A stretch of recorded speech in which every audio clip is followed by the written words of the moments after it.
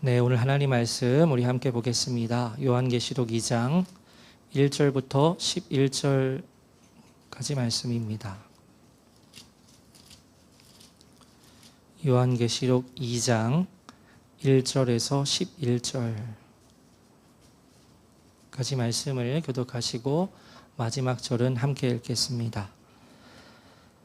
에베소 교회의 사자에게 편지하라. 오른손에 있는 7별을 붙잡고 7 금촛대 사이를 거니시는 이가 이르시되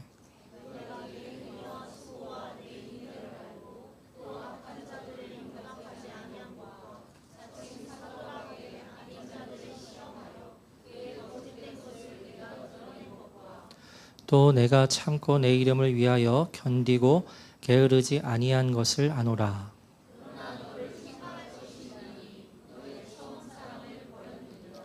그러므로 어디서 떨어졌는지를 생각하고 회개하여 처음 행위를 가지라. 만일 그리하지 아니하고 회개하지 아니하면 내가 내게 가서 내 촛대를 그 자리에서 옮기리라.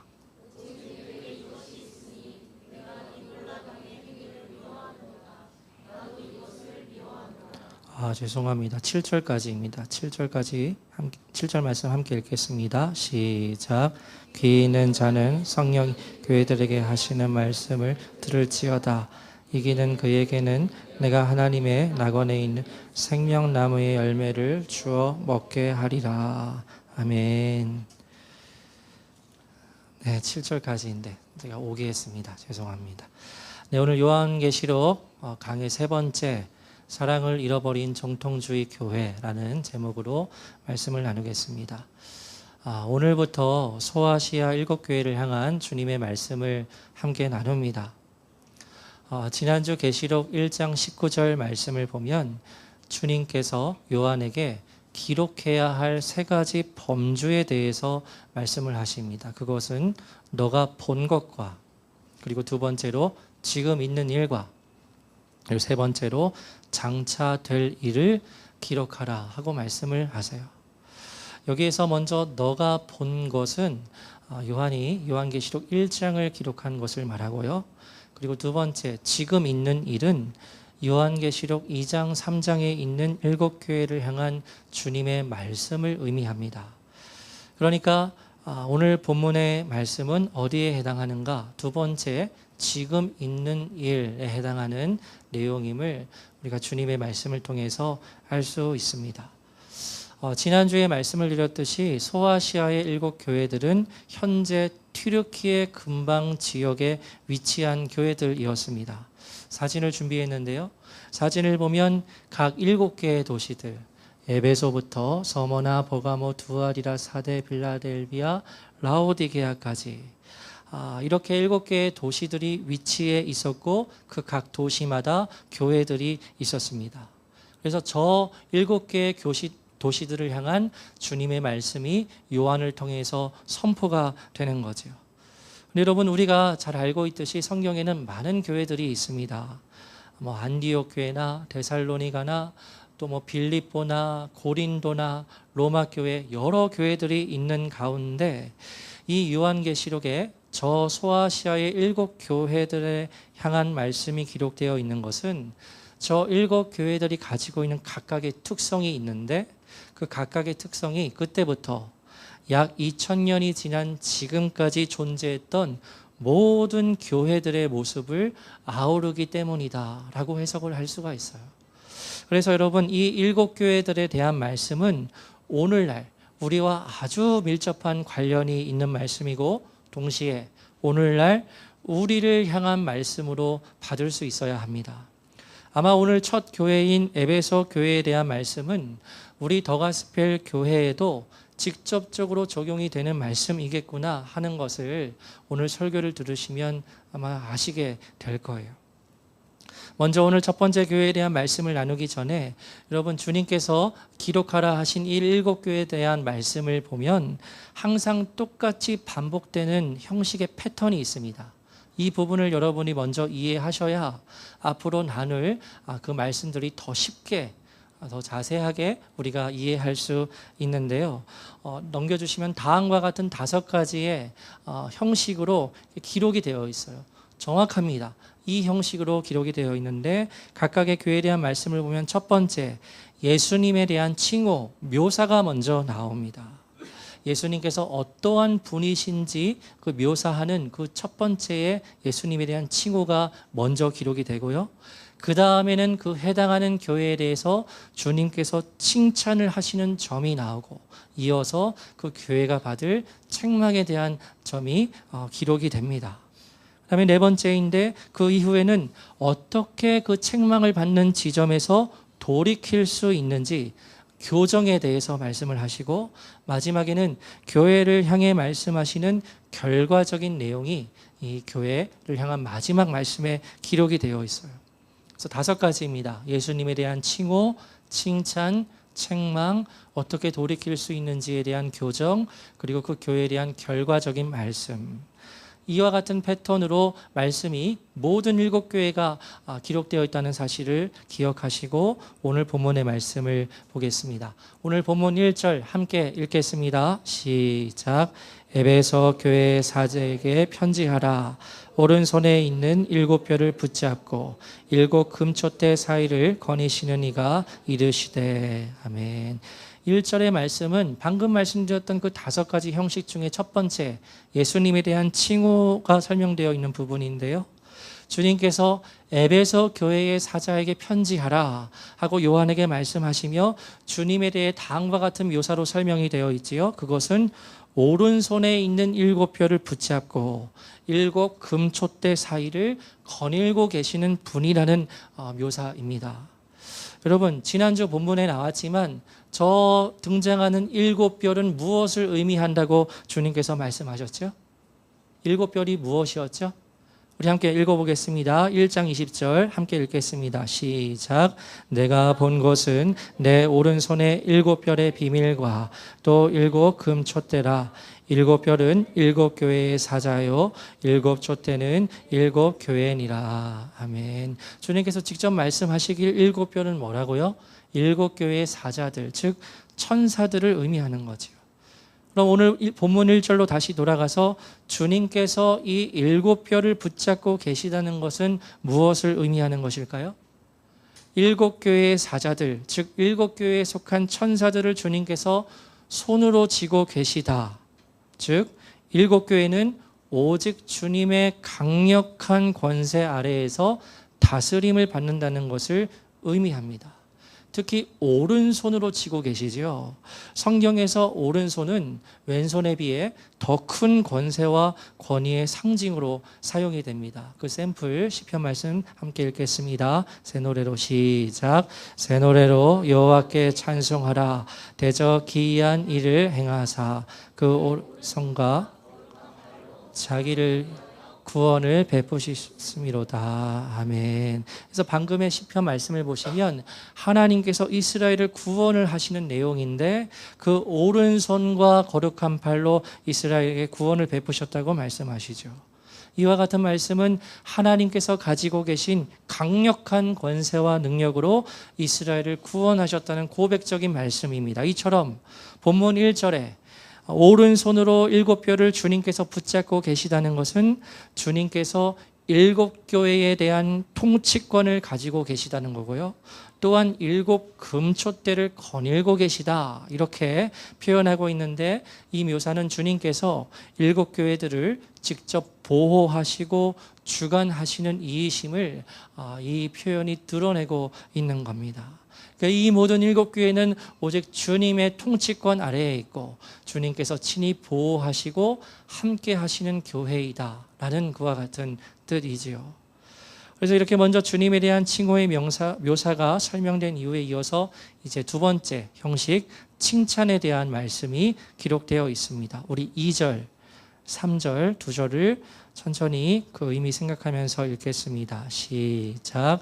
내가 내 행위와 수고와 내 인내를 알고 또 악한 자들을 용납하지 아니한 것과 자칭 사도라 하되 아닌 자들을 시험하여 그의 거짓된 것을 내가 드러낸 것과 내가 참고 내 이름을 위하여 견디고 게으르지 아니한 것을 아노라. 아멘.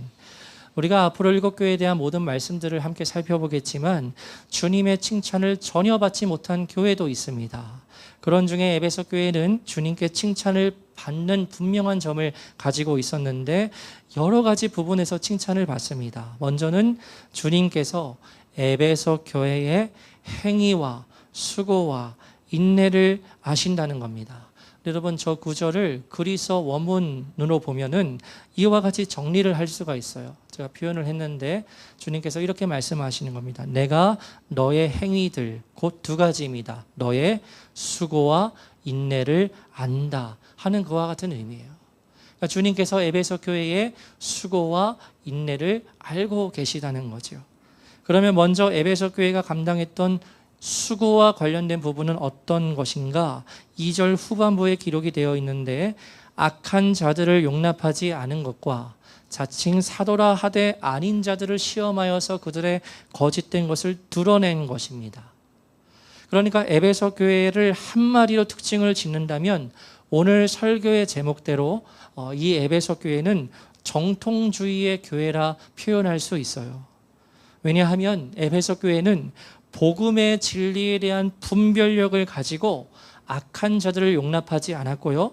또한 자칭 사도라 말하는 그 거짓된 자들의 거짓을 드러낸 교회이기 때문입니다. 그러면 이 에베소 교회에 찾아온 이 거짓된 자들은 누구를 의미하는 것일까? 그것은 신약에 기록된 다른 말씀들을 고려할 때 우리가 추측을 할 수 있는데요. 그들은 어떤 자들이냐면 예수님께로부터 보냄을 받은 사도가 아닙니다. 여러분, 사도는 주님께서 보내시는 이가 사도입니다.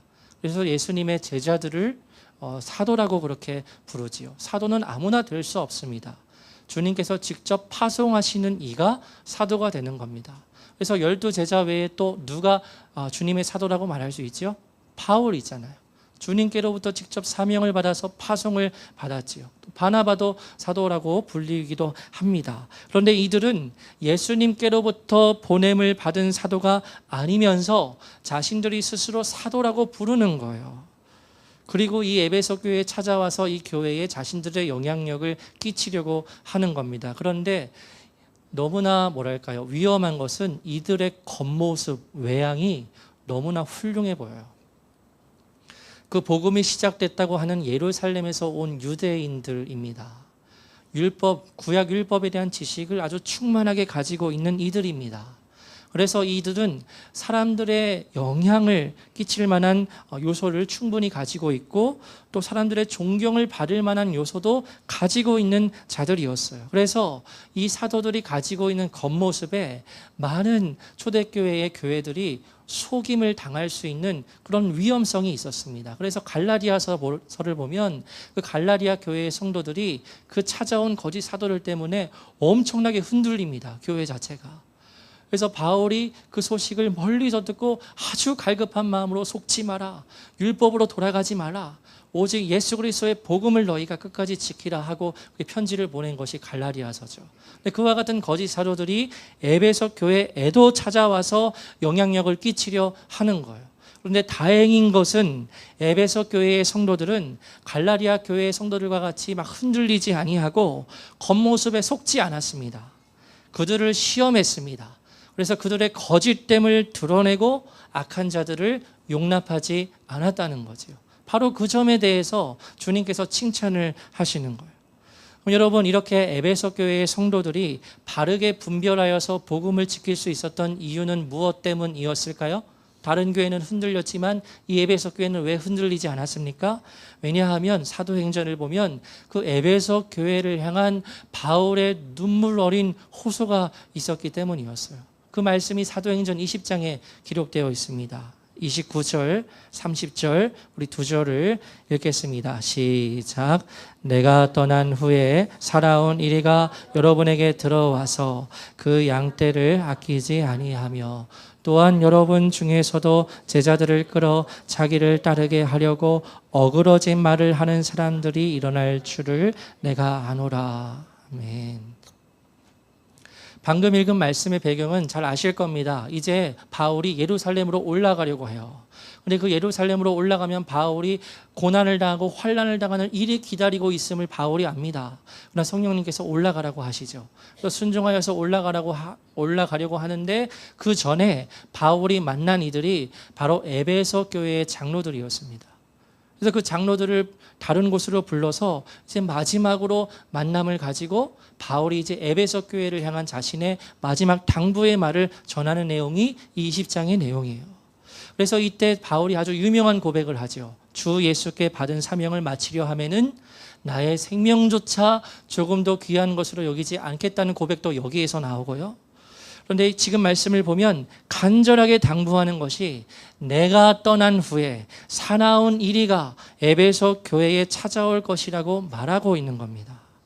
반드시 그런 자들이 교회에 찾아와서 분란을 일으키게 된다고 바울이 소위 예언을 하는 그와 같은 말씀이에요. 그래서 바울은 마지막에 어떤 당부를 하냐면, 삽입한 거 나온지 모르겠습니다. 그 다음 말씀. 네, 내가 3년이나 밤낮 쉬지 않고 눈물로 훈계했던 그 말씀들을 기억하라. 그렇게 바울이 아주 간절하게 호소해요. 내가 눈물로 훈계했던, 쉬지 않고 그 훈계했던 그 말씀들을 반드시 기억하고 교회를 지키라는 간절한 당부의 말을 바울이 그 에베소 교회 장로들에게 전합니다. 이와 같은 바울의 말씀을 에베소 교회 성도들은 기억하고 있었습니다. 그래서 교회 가운데 거짓 사도들이 찾아오고 교회 안에서 악한 자들이 일어났을 때 그 모든 것들을 분별하여서 복음의 순수함을 끝까지 지켜낸 거죠. 이 부분에 대해서 주님께서 칭찬하시는 겁니다. 내가 너의 수고를 안다는 겁니다. 그리고 여러분, 두 번째로 주님께서 에베소 교회를 향해 내가 너의 인내를 안다 라고 말씀을 하세요.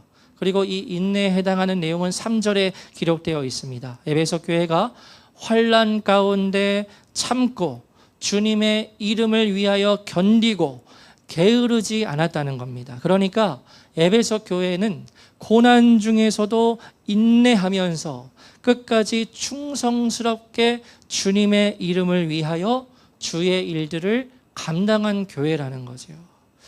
그래서 여러분, 에베소 교회가 주님께로부터 칭찬을 받았던 점을 정리하자면 악한 자들과 거짓 사도들을 바로 분별하여 그들을 받아들이지 않고서 끝까지 복음의 교리를 순수하게 지켰다는 점이고요. 이것은 분별력이 없이는 절대 행할 수 없는 부분입니다. 그런데 감사하게도 에베소 교회는 복음에 대한 분별력이 충만했던 교회였습니다. 그래서 모든 거짓을 분별하고 멀리했고, 그리고 인내, 환난 중에서도 주님의 이름을 위해 끝까지 인내하며 주의 일을 게으르지 아니하고 충실하게 감당한 교회였다라고 우리가 정리할 수 있는 거죠. 근데 여러분, 이러한 에베소 교회가 주님께 아주 엄중하게 책망을 받은 점이 바로 뒤이어서 나옵니다. 칭찬이 이어서 세 번째 형식, 책망의 부분입니다. 4절 읽겠습니다. 시작. 그러나 너를 책망할 것이 있나니 너의 처음 사랑을 버렸느니라. 아멘. 에베소 교회를 향해 칭찬을 전하시던 주님께서 그러나 하고 책망의 말씀을 전하십니다. 그것은 바로 너의 처음 사랑을 버렸다는 것입니다. 여러분, 여기에서 우리는 주님께서 지적하고 계시는 이 처음 사랑이 무엇에 대한 처음 사랑을 말하는 것인지 분명하게 규정해야 합니다. 여러분, 우리가 이 구절을 읽을 때 에베소 교회가 주님에 대한, 예수님에 대한 처음 사랑을 잃어버린 것으로 보통 생각하고 그렇게 해석을 합니다. 맞는 해석이에요. 그런데 여러분, 우리가 이 구절에 대해서 간과하는 점이 있습니다. 그것은 주님께서 에베소 교회를 향해 책망하시는 처음 사랑을 잃어버린 이 처음의 사랑은 주님에 대한 처음 사랑을 의미하는 것이기도 하지만 그것보다는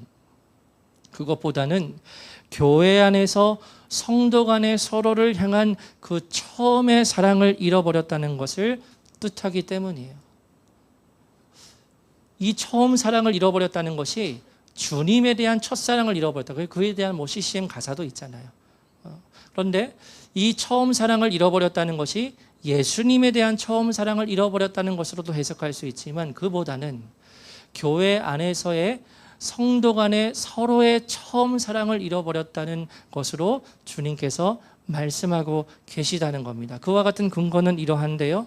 여러분, 주님께서 에베소 교회를 향해서 칭찬하시는 내용을 보면 이 에베소 교회가 주님을 뜨겁게 사랑하지 않고서는 그와 같이 행할 수 없는 거죠. 여러분, 주님을 뜨겁게 사랑하지 않는데 그 복음의 말씀을 분별하여 지키기가 어렵지요. 또 주님을 향한 사랑이 없는데 고난 가운데에서도 주님의 이름을 위해서 참고 견디며 주의 일을 충실하게 감당할 수는 없는 거지요. 그래서 여러분, 에베소 교회가 책망을 받았던 처음 사랑을 잃어버렸다는 이 부분은 주님에 대한 처음 사랑을 의미하는 것이기도 하지만 교회 안에서의 서로를 향한 성도의 사랑을 잃어버린 것에 대해 더 큰 강조점이 있다는 겁니다. 왜냐하면 주님을 사랑하지 않고서는 에베소 교회가 복음의 말씀을 끝까지 분별하여 지키고 주님의 이름 가운데 고난을 받으면서 계속 그 충실하게 행할 수 없는 거거든요. 주님에 대한 사랑이 없이 어떻게 그렇게 행할 수 있습니까? 사랑이 있으니까 그렇게 행하는 거죠. 그래서 이와 같은 점이고, 두 번째 또 다른 증거는요, 요한복음 13장입니다. 사도 요한이 동일하게 기록한 요한복음 13장을 보면 주님께서 마지막에 제자들에게 새로운 계명을 내리세요. 여러분, 새 계명을 내린다는 것은 이것은 엄청난 의미의 일입니다. 왜냐하면 여러분, 사람에게 지켜야 할 계명을 주는 것은 오직 누구만 하실 수 있는 거죠? 하나님만 하실 수 있는 겁니다. 그래서 구약에서 계명을 이스라엘 민족에게 주신 분이 하나님이시고, 그래서 이 이스라엘 민족은 하나님께서 주신 그 율법의 계명을 생명 다해 지키는 삶을 살아갔지요. 그런데 예수님께서 제자들에게 새 계명을 주신다는 것은 어떤 뜻입니까? 이 예수님께서 하나님과 같은 권위를 가지시고 새 계명을 주신다는 의미예요. 그러니까 새 계명을 하사하신다는 것 자체가 엄청난 의미를 지니는 거지요. 그런데 그때 주님께서 제자들에게 주신 그 새 계명이 무엇이었습니까? 서로 사랑하라는 것이었습니다. 내가 너희를 사랑한 것 같이 너희도 서로 사랑하라. 딱 이 한 구절을 제자들에게 주셨어요. 그래서 여러분, 오늘 본문 4절에서 너의 처음 사랑을 버렸다는 이 책망의 말씀이 주님에 대한 사랑을 버렸다는 의미도 포함이 되겠지만 더 큰 의미는 교회 안에서의 서로 사랑하는 그 처음의 사랑을 잃어버리게 된 것임을 우리가 알 수 있어요. 한 교회 안에서 성도들이 하나를 이루며 서로 사랑했던 그 처음의 사랑을 에베소 교회가 잃어버린 거죠. 그리고 이 부분은 에베소 교회가 앞서 칭찬을 받았던 내용들과 직접적으로 연결이 됩니다. 그래서 이 부분은 이따가 뒤에 가서 말씀을 드릴 거예요. 그래서 에베소 교회가 주님께로부터 엄중한 책망을 받았습니다. 그러면 이것으로 책망받은 것으로 말씀이 끝나지 않지요. 그 다음 단계인 교정에 대한 말씀이 나옵니다. 그러니까 그 책망받는 지점에서 어떻게 돌이켜야 하는지에 대해서 주님께서 말씀을 하시는데요. 5절 말씀을 읽겠습니다. 시작. 그러므로 어디서 떨어졌는지를 생각하고 회개하여 처음 행위를 가지라. 만일 그리하지 아니하고 회개하지 아니하면 내가 내게 가서 내 촛대를 그 자리에서 옮기리라. 아멘. 주님께서 말씀하십니다. 그러므로 너가 어디서 떨어졌는지를 생각하고 회개하여 처음 행위를 가지라는 겁니다. 세 가지 부분으로 나눌 수 있지요. 생각하라, 회개하라, 처음 행위를 하라. 이런 세 가지 명령으로 나눌 수 있어요. 여러분, 먼저 생각하라는 부분은 지금 너희 에베소 교회가 처음의 모습과는 수치상 얼마나 밑으로 떨어져 있는지 생각하고 기억하라는 겁니다.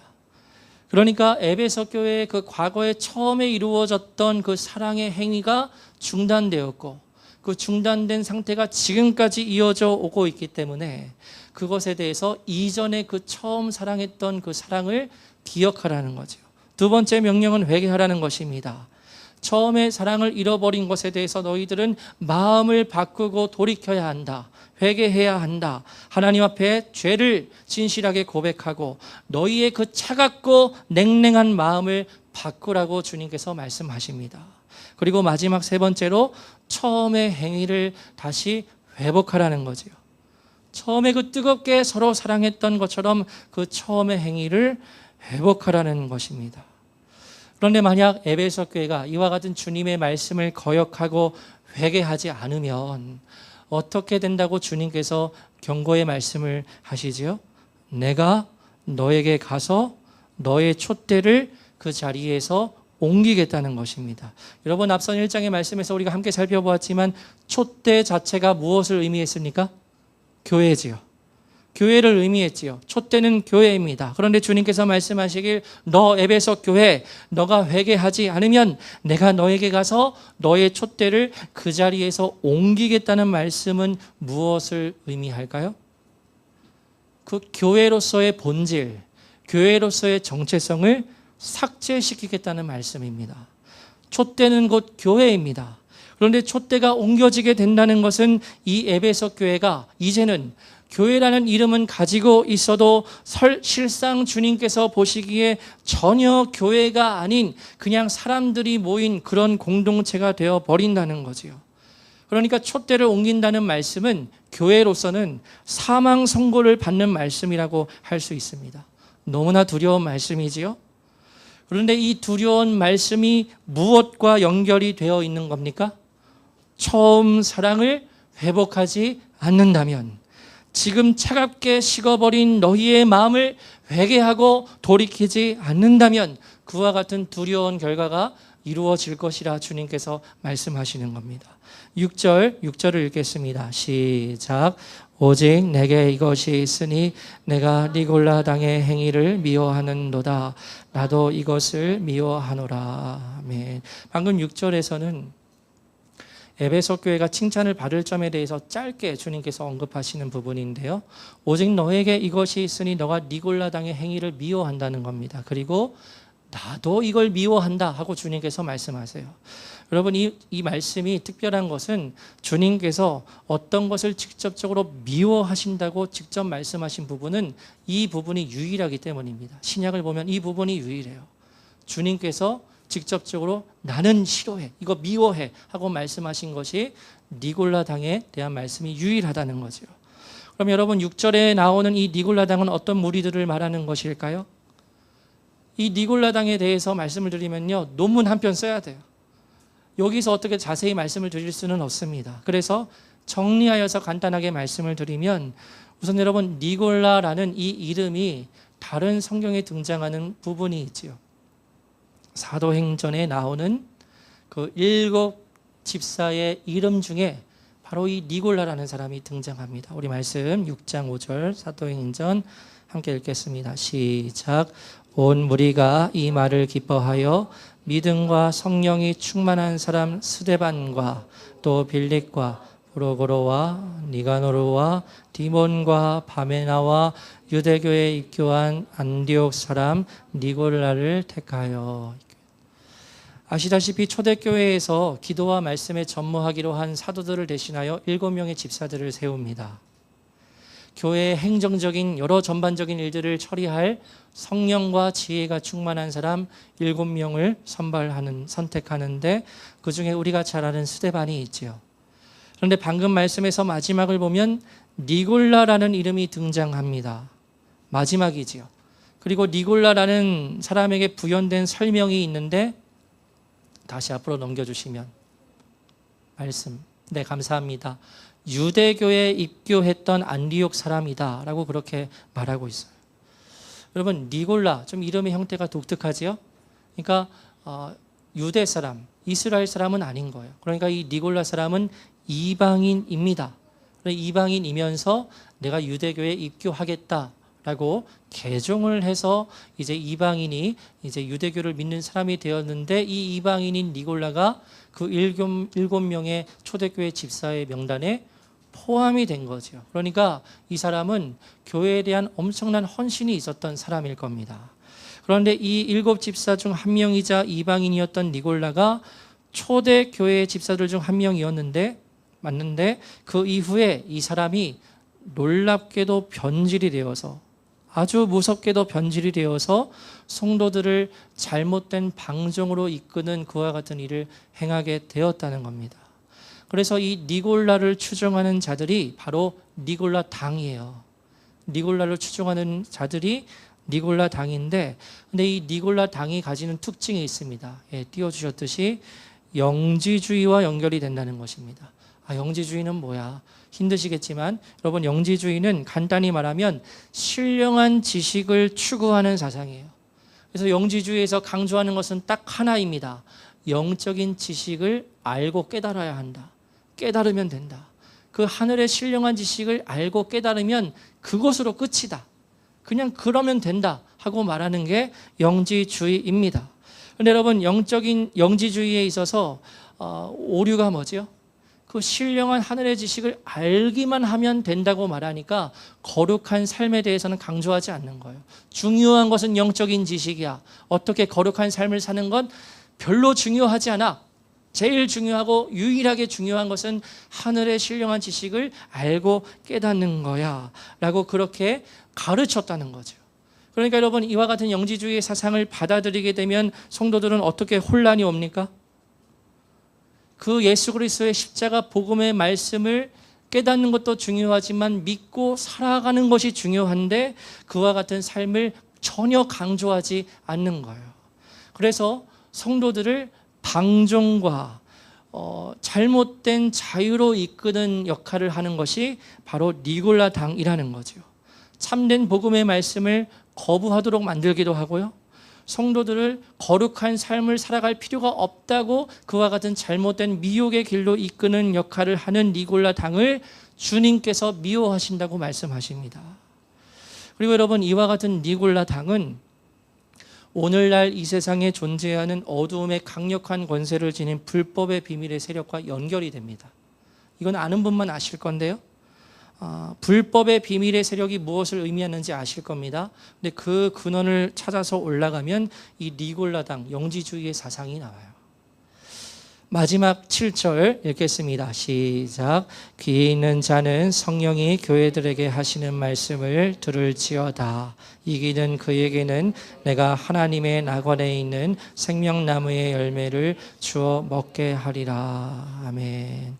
귀 있는 자는 성령이 교회들에게 하시는 말씀을 들을지어다. 이 문구는 앞으로 남은 교회 계속해서 똑같이 나오는 문구이고요, 이 구절과 함께 주님께서 에베소 교회에게 주시는 마지막 형식 5번째 결과에 대한 말씀이 나오는데, 이것은 긍정적인 결과에 대한 말씀이죠. 이기는 그에게는 내가 하나님의 낙원에 있는 생명나무의 열매를 주어 먹게 하신다는 것입니다. 근데 여러분, 이 은혜를 누릴 수 있는 자를 주님께서 누구라고 표현을 하십니까? 이기는 그이지요. 이기는 자입니다. 여러분, 성경을 보면 이 이기는 자에 대해서 두 종류의 이기는 자가 나와요. 첫 번째는 세상을 이기는 자입니다. 요한일서 5장 4절 함께 읽겠습니다. 시작. 무릇 하나님께로부터 난 자마다 세상을 이기느니라. 세상을 이기는 승리는 이것이니 우리의 믿음이니라. 아멘. 이 구절에서 말하는 이기는 자는 하나님께로서 난 자로서 세상을 이기는 자들, 즉 모든 그리스도인들을 말합니다. 근데 두 번째 성경에 나오는 이기는 자에 대한 의미가 있어요. 그것은 사탄의 권세를 이기는 자들입니다. 계시록 12장 11절 함께 읽겠습니다. 시작. 또 우리 형제들이 어린 양의 피와 자기들이 증언하는 말씀으로써 그를 이겼으니 그들은 죽기까지 자기들의 생명을 아끼지 아니하였도다. 아멘. 방금의 말씀은 어떤 자들이 있는데요, 이 자들이 어린 양의 피를 가지고 있어요. 그리고 자기들의 증언하는 말씀, 즉 복음의 말씀을 가지고 있어서 어린 양의 피와 자기들이 증언하는 복음의 말씀으로써 누구를 이기는 자들입니까? 사탄을 이기는 자들이 있다는 겁니다. 그래서 성경에서 말하는 세상을 이기는 자들, 사탄은 이기는 자들, 그래서 이기는 자들은 이렇게 두 가지의 의미가 있는데요, 다시 본문 7절로 돌아가서 주님께서 말씀하십니다. 이기는 그에게는, 여기서 말하는 이기는 그는 모든 그리스도인들을 뜻하면서 그 중에서 어린 양의 피를 가지고 있고 그리고 복음에 증언하는 말씀을 가지고 있어서 사탄을 이기는 자들을 의미합니다. 바로 그들을 이기는 자라고 주님께서 칭하시면서 그들은 하나님의 낙원에 있는 생명나무를 열매를 먹게 된다고 말씀을 하시죠. 여러분, 생명나무는 원래 어디에 있었습니까? 잘 알지만 에덴 동산에 있었죠. 에덴 동산은 원래의 낙원과 같은 곳이었고 하나님의 나라를 증표하는 그러한 곳이었습니다. 그런데 그 낙원은 이제 이 땅 가운데 없지요. 그래서 그 낙원은 하늘로 옮겨졌다고 말할 수 있지요. 그래서 사도 바울이 낙원에 이끌려 올라가서 사람이 가히 이르지 못할 말씀을 듣지도 않았습니까? 낙원은 이제 이 땅이 없고 하늘로 옮겨졌습니다. 그래서 모든 사람은 이 생명나무의 과실을 먹을 수 없습니다. 그런데 이기는 자가 하나님의 낙원에 있는 생명나무의 열매를 먹게 된다는 것은 주님께서 이 땅에 재림하시고 새하늘과 새 땅, 곧 하나님의 나라가 이곳 가운데 이루어지게 될 그때 이기는 자들은 바로 그곳에서 생명나무의 열매를 먹게 된다고 주님께서 말씀을 하십니다. 그래서 이 7절 말씀은 그렇게 이해하기 어려운 말씀 아닙니다.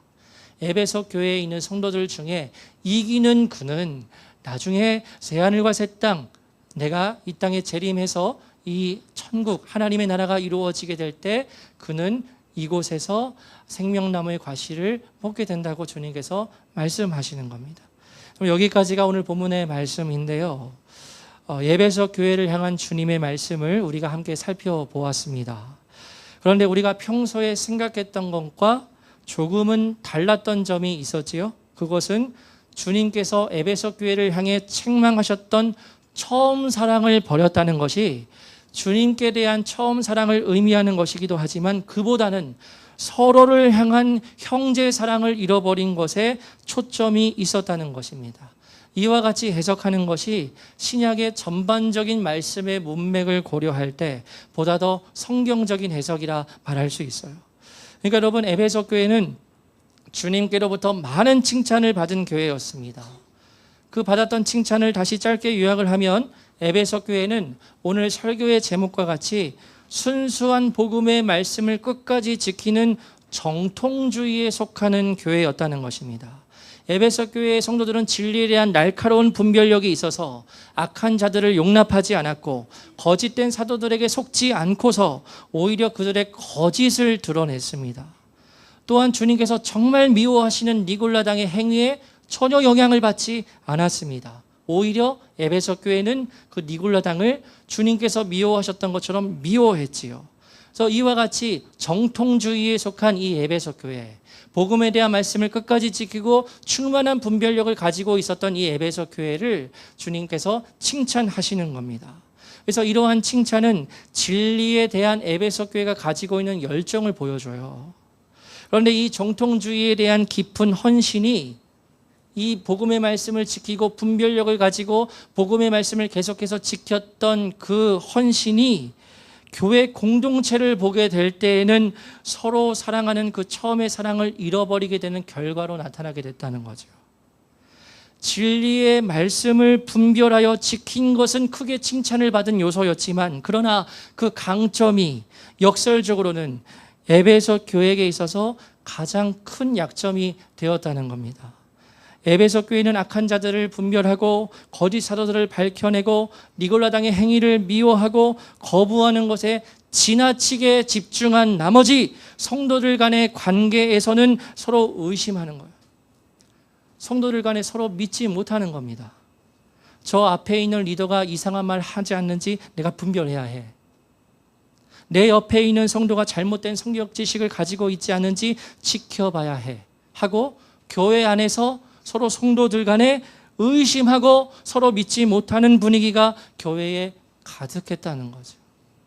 그래서 서로 아끼고 배려하고 사랑했던 그 처음의 사랑을 잃어버리고 이제는 서로 의심하는 차가운 공동체가 되어버린 겁니다. 그러니까 오늘 설교의 제목대로 사랑을 잃어버린 정통주의 교회가 되어버린 거죠.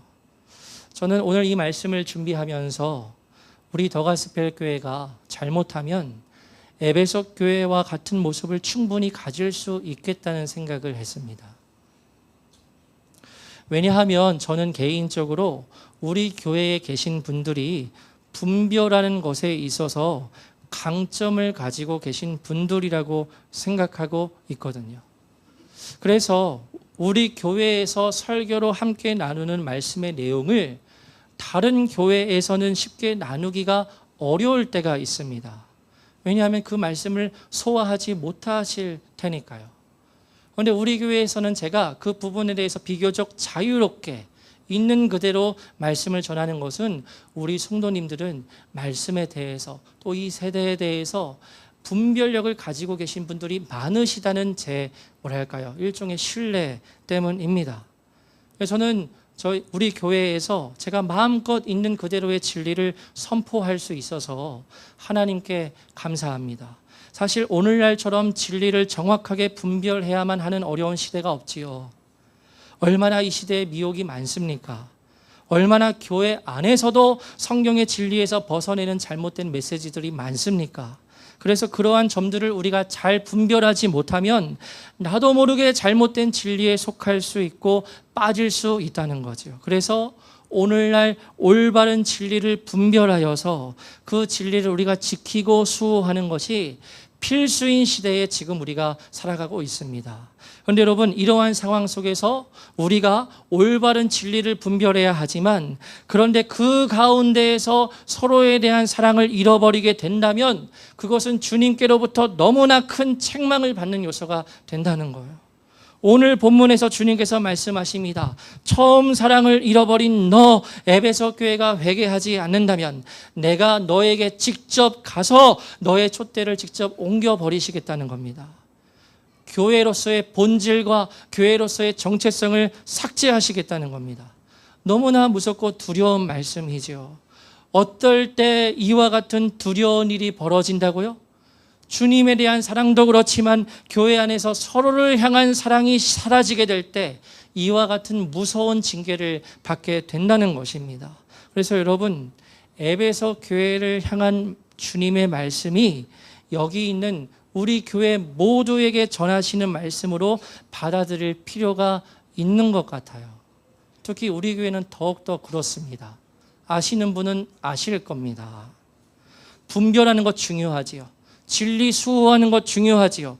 그러나 그 가운데 서로에 대한 그 사랑을 잃어버리게 된다면 그것 자체가 큰 저주가 된다는 것을 기억하여서 우리 이 더가스펠 교회가 진리를 분별하여 참 진리를 수호하는 동시에 서로를 향한 사랑이 뜨겁게 타오르는 그런 교회가 되기를 주님의 이름으로 축복합니다.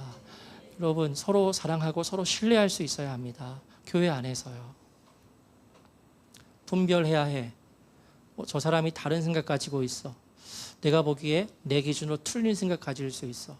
저 앞에서 목사가 하는 말 다 신뢰할 수는 없어. 분별해야 해. 분별해야지요. 그런데 여러분, 그 분별하면서 우리의 마음이 차갑고 냉랭하게 식어지는 그것이 문제라는 겁니다. 에베소 교회가 바로 그러한 교회였다는 거죠. 아까도 나누었지만 주님께서 제자들에게 그리고 오늘날 우리 모두에게 주신 세 계명은 단 한 가지입니다. 뭐지요? 서로 사랑하라는 계명입니다. 내가 너희를 사랑한 것 같이 너희도 서로 사랑하라.